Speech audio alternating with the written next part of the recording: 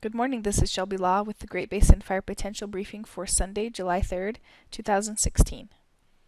The main fire potential impact for the next few days will occur in the Tuesday to Wednesday time frame as strong west to southwest winds will move into the Great Basin along with low relative humidities.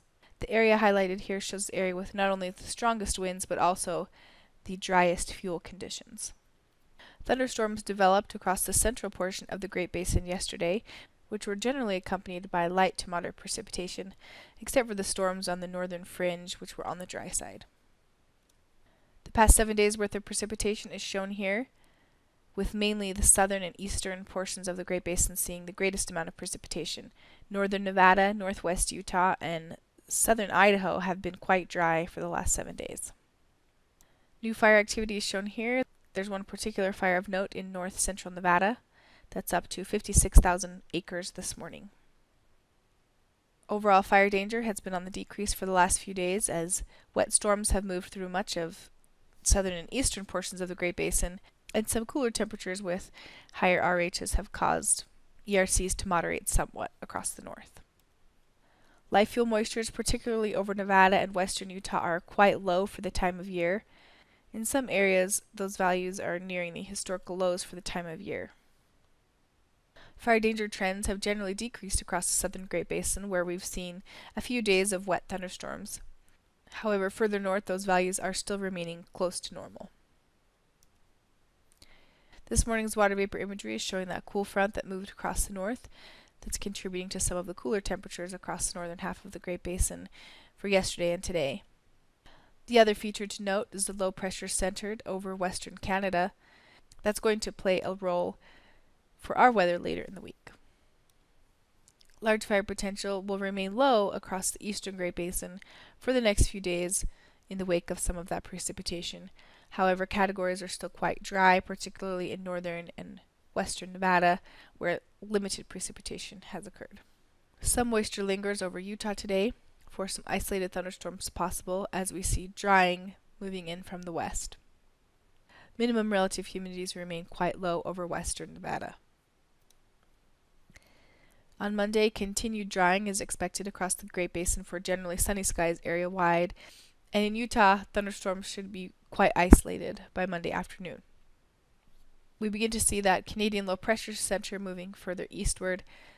That's going to bring an increased westerly to southwesterly flow to the Great Basin for the first part of the work week, beginning with some increasing winds over far western Nevada on Monday afternoon.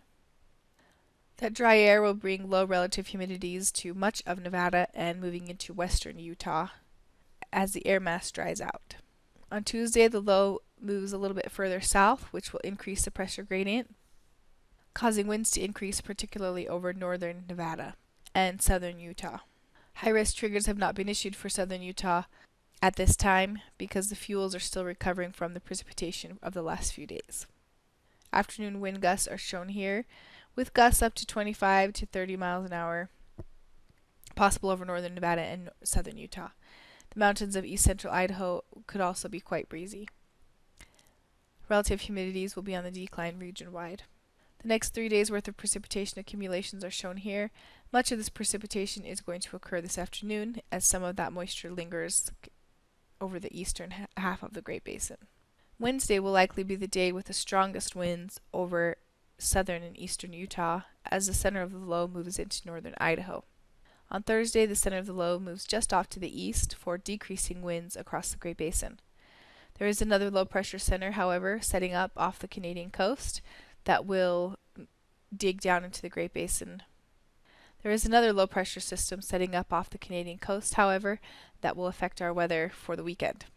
This low strengthens and moves further south on Friday, and for the southern Great Basin this means continued warm and dry conditions. However, across the north, areas closer to that low pressure system will see slightly cooler temperatures and even a chance for some showers, particularly over the weekend as that low moves closer to the Great Basin. This is an unusually strong low pressure center for the first week of July, and what that means is it's keeping the monsoon moisture suppressed to the south and east of the Great Basin, so the southern Great Basin will remain dry in a period where we normally see afternoon thunderstorms and higher relative humidities. However, it will also keep temperatures slightly cooler for the time of year as that cooler air mass moves into the north. Precipitation accumulations for next Wednesday and Thursday are really only expected over the central Idaho Mountains and western Wyoming in association with those low pressure systems coming through. Further south, across Utah and Nevada, dry conditions are expected as the monsoon is suppressed to the south and east. The extended forecast for the second week of July is still calling for below normal temperatures across the northern two-thirds of the Great Basin, with below normal precipitation in areas where we would normally see the monsoon being quite active this time of year. So something to pay attention to. This weather pattern is unusual for the time of year, and what that's going to result in is drier conditions across the southern half of the Great Basin, where we normally would see higher relative humidities and daily thunderstorms. This concludes today's fire potential briefing. Please check back tomorrow for the latest updates.